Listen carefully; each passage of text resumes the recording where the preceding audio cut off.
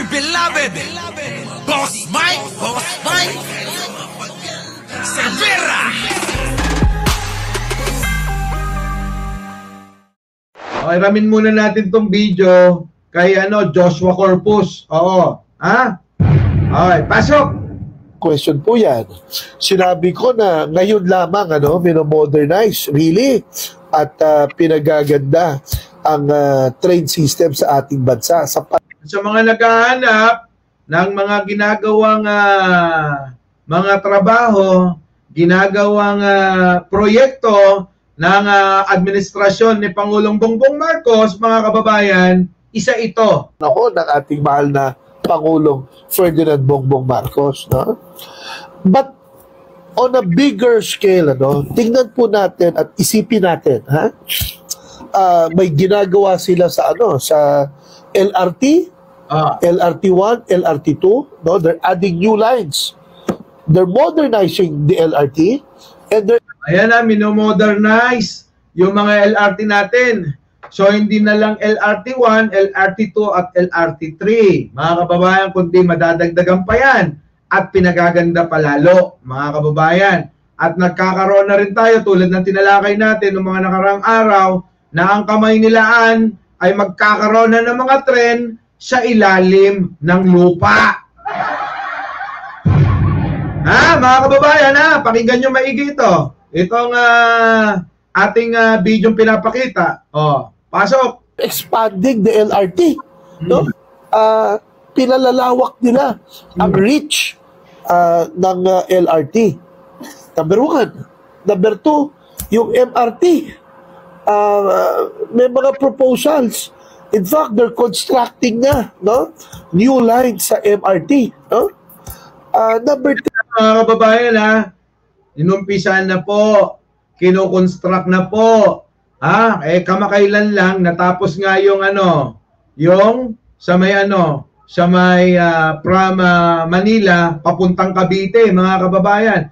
At yan ay plano ituloy-tuloy yan kung hanggang saan pa maaabot para sa paging kumbinyente ng mga kababayan natin. Di ba? Pasok. 3. There is that Metro Manila subway. Nakita nyo naman na trend sa ilalim ng Metro Manila, no? Ayan. Which will ply the tama, sana matapos matapos ang termino ni Pangulong Bongbong Marcos, sana mga kababayan, ang sumunod kay Pangulong Bongbong Marcos, ituloy itong mga proyekto kung aabutan na hindi matapos. Ang mahalaga, maumpisahan, mga kababayan. At ito na nga, inumpisahan na nila. Okay, pasok. Underground tunnels, around Metro Manila. Yan. And then of course, you have the PNR line, yung ginagawa natin, NSCR. Katulad ng sinabi ko, from Clark, Pampanga, Bulacan, Metro Manila. At ground, most of these are elevated, no? But meron din mga at ground level, no? And some of them pupunta pa nga sa ilalim, no? And then elevated back from Alabang to Laguna, Calamba. So that is the reason I'm calling the President the father of the railway system of the country. Dahil lahat po ng proyekto na yan, sabay-sabay ginagawa under his term. Under this term ni Pangulong Bongbong Marcos, sabay-sabay pong ginagawa. Ano po, mga kababayan, sa mga naghahanap sa mga proyekto ni Pangulong Bongbong Marcos, mga kababayan, ayan po. Oo, sige, pasok. Proposals pa in other places, no? Panay, Leyte, merong feasibility study na ginagawa ngayon ng DOTR for that, no? The Mindanao Railway, may proposal po dyan, no? And the South Long Haul, yung Bicol, all the way to Sorsogon, gagawin din po ang feasibility study dyan. So, bakit po tinawag kong father of the railway system years from now, no? Pag ibang henerasyon na ang magbabasa ng history books, they will remember President Marcos for his leadership in transforming the Philippines to what it will be today, and that is to upgrade and modernize our railway system. Yun! Alam nyo, mga kababayan, malaking bagay yung itong isa sa pampublikong transportasyon ng ating mga kababayan. Siguro sa mga may sasakyan, hindi nyo mararamdaman yan. Di ba? Pero sa mga ordinaryong mamamayan, sa ibang bansa nga mga kababayan, kahit mayayaman, nagtitren eh. Di ba? O maaaring yung mga iba nating mga kababayan na ayaw makipagsiksikan sa mga tren, baka dito lumuwag-luwag na. Subukan ninyo. Kasi kung ito sabay-sabay na ginagawa mga kababayan, sabi nga ni Lea Bautista, dapat 12 years. Oo, si PBBM, Ito isa sa kanyang magiging alaala, legacy ni Pangulong Bongbong Marcos kung wala na siya sa pwesto. Na ewan ko, hindi ko rin maintindihan mga kababayan kung bakit ba galit na galit ang mga Duterte dito. Dahil para bang sabi nga ni Sara nung nakarang kagabi, marami daw proyekto na hindi tinuloy si Pangulong Bongbong Marcos, lalong-lalo na daw sa Mindanao. Etong si Sara gumagawa ng kwento na hindi niya naiintindihan. Diba, Beta Modesto? Oo. Na sabi ko nga kahapon, yun ay dahil sa pakikipagkasundo niya sa China na pinangakuan siya na popondohan na natapos na lang yung termino ni Pangulong Digong ninyo ay nga wala hong natupad sa mga pinangako sa kanya ng China. Di ba? Yun po yun. Ngayon, ang sinisisi ni Sara ay itong gobyerno ni Pangulong Bongbong Marcos na hindi naman dapat sisihin. Bakit? Kita nyo, bakit? May ginagawang sariling kaparaanan ng Pangulong Bongbong Marcos para makagawa ng maraming proyekto para pakinabangan ng taong bayan Di ba? Yan yun. Hanggang sa ngayon mga kababayan, ito nga yung challenge natin. Patunayan ninyo na si Pangulong Bongbong Marcos ay kurakot na leader ng bansa. Hanggang mula nung umupo si Pangulong Bongbong Marcos, mga kababayan, wala pa silang natatalakay o binatikos sa issue ng pangungurakot. Nagets nyo mga kababayan? Walang issue ng pangungurakot ang Pangulong Bongbong Marcos. Pero ang kanilang propaganda, adik, bangag ang Pangulo. May bangag bang Pangulo na ganyan mag-isip? May bangag bang Pangulo na walang issue ng pangungurakot? May bangag bang Pangulo na ang iniisip ay kapakanan ng maraming mamamayang Pilipino? Di ba? Oo. Ayan, sabi ni Lord Glenn, mga kababayan, eto ulitin lang natin sa mga bagong pasok. Pag hindi nyo na ako nakita, Mary Jane de Vera, Aicha, Fiona Marian Juliet, Bolconnect, Mancho, sa lahat ng mga bagong dating, Risha Amungo. Dito na po ako makikita. Pag hindi nyo na po ako makita sa channel na ito, sa ngayon, itong kasalukuyang ginagamit nating channel, dito na ho nyo ako makikita. Wala pa akong upload yan. Ang link nandyan po, binababa ni Lord Glenn, mga kababayan. Para kapag hindi nyo na ako makita, hindi nyo ako masumpungan, ba't bigla ko nawala, baka dito po ako magtago. Ulitin ko mga kababayan, ang channel na to ay pinag-iinitan na ng mga kalaban. Marami na hong gustong ipasara itong ating channel, mga kababayan, ha? Gigil na sila. Gigil na silang i-take down itong napakaliit lang naman na channel. 'Di ba? Ang liit-liit lang ng channel na 'to. O ang mali siguro natin, ako aminado ako pag may mali ako eh.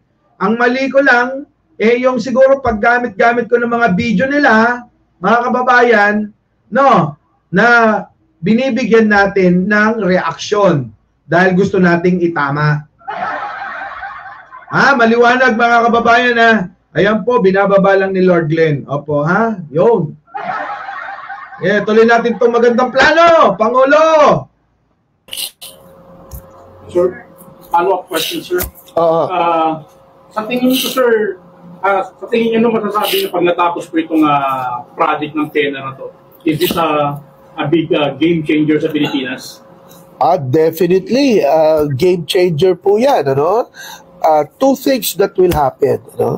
Number one, makakatulong po yan sa trapiko sa Metro Manila. Alam naman ninyo, malaking problema natin alin, ang traffic na sabi ni Digong, pag ako naging presidente, wala nang traffic sa EDSA. Tandaan niyo yan? Tandaan niyo yun nung nangangampanya siya? Pag ako naging presidente, wala nang traffic ang EDSA. Totoo naman eh.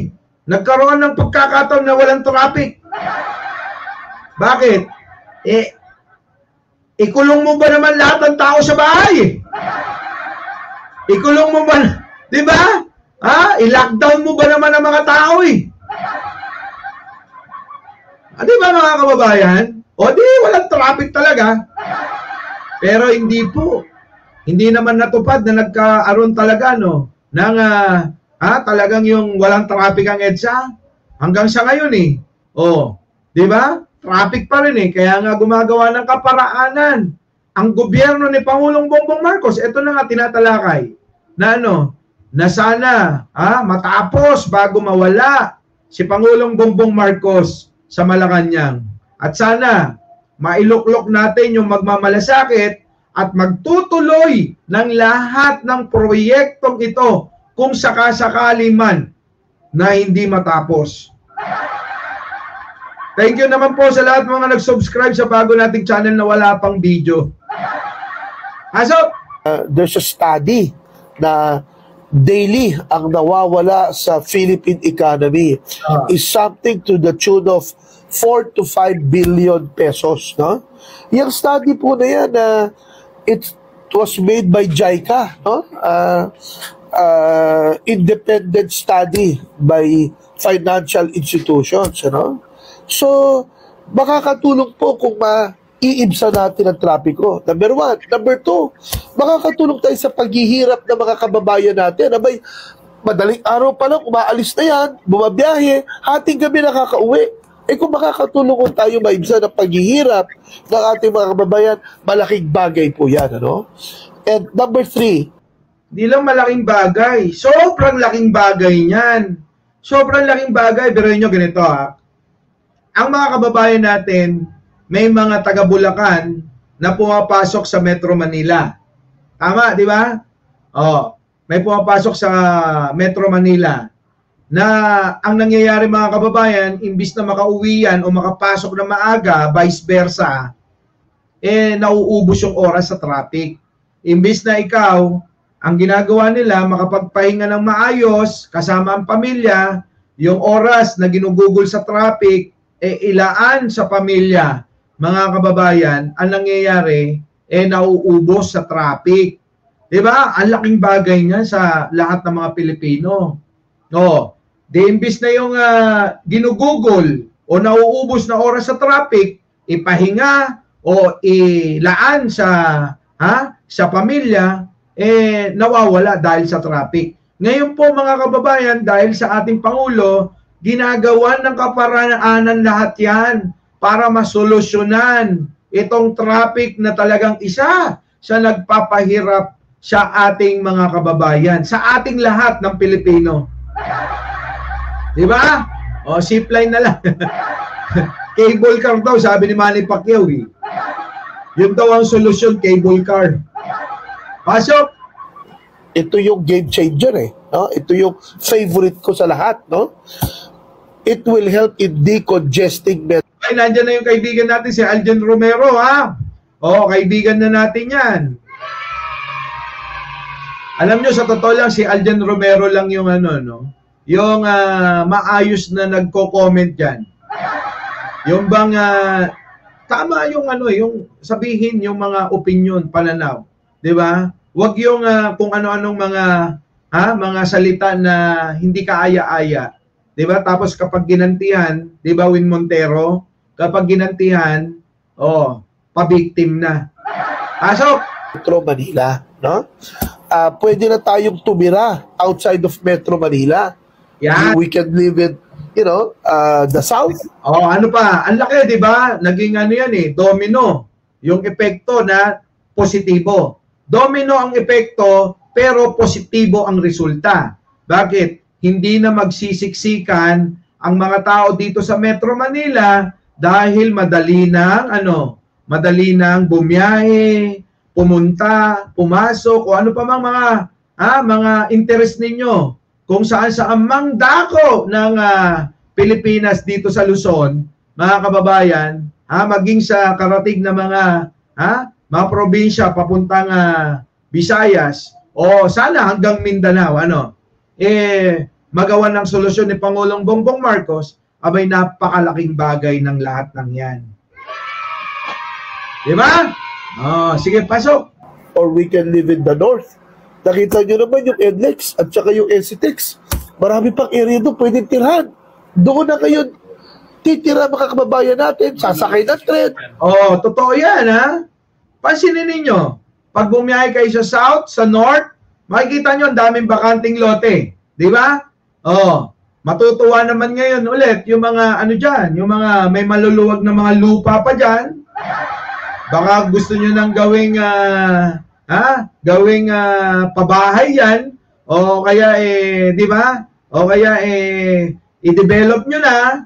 Wag naman yung taniman ng ng mga palay at mga pangunahing pangangailangan sa pagkain. Ang gawin ninyong mga subdivision, ha? Di ba? Yun lang yung mga lugar kung saan po pwedeng matayuan ng mga bahay at yung mga karamihan naman sa atin. May kanya-kanya tayong mga probinsya, may sarili na tayong mga bahay doon, di ba? Baka naman, di ba? Baka naman ito malaking bagay at tulong para sa ating lahat. Ang ganda ng plano ng Pangulo, mga kababayan. Papasok ng Maynila, it will cut the travel time by half no? From one end to the other, ang bilis ng magiging travel niyan. It depends on how many stops nahihinto. But ang namin, ang estimate namin, mga 2 hours lang from Clark to Laguna, no? Ang bilis nun, 2 oras na lang, mga kababayan. 2 oras na lang from Laguna to Clark. Abay, ang bilis nun. Sa totoo lang, mula sa amin, sa Valenzuela, pupunta ka ng Makati, abay, daig mo pang pumunta ng probinsya. Di ba? Sir Mike, walang paki po ang mga land grabber kahit agricultural. Land, gagawing subdivision. Sa bagay, Di ba? Ang galing. Ang galing talaga. Ay, tiyan. Di ba? Di, magiging proud na kayo. Hindi tulad nung iba, mga kababayan, ulitin ko lang sa mga OFW nating mga kababayan. Yung Skyway po, Skyway, from dito sa Kamatsile, sa may Balintawak, sa toll gate dyan, hanggang doon, papuntang Las Piñas, mga kababayan, na Skyway, hindi ho proyekto. Addictus Rex, hindi yan proyekto ni Digong. Tandaan nyo, hindi yan proyekto ni Digong. Proyekto yan ni San Miguel Corporation, mga kababayan. San Miguel Corporation, pribado po yan na proyekto. Mali po yung mga kinakalat ng mga vlogger ng mga DDS na proyekto po yan ni Digong. Ha? Kasama daw yan sa build. Alak ng pating talaga naman. Di ba? Okay, pasok. Win Montero, thank you naman ha. Okay, pasok. Kung dumaan ka ng EDSA, Magmulaklay kagad Laguna, baka kulang yung 6 na oras. Di ba? Lalo na, pag minamalas-malas ka, umuulan at na-traffic ka. No? So, malaking bagay po na ma-decongest natin yung Metro Manila. Yun mga kababayan. So, mahaba itong video, mga kababayan. So, puntahan nyo na lang si Joshua Corpus para sa, sa kabuuan ng video, mga kababayan. Our beloved Boss Mike Cervera.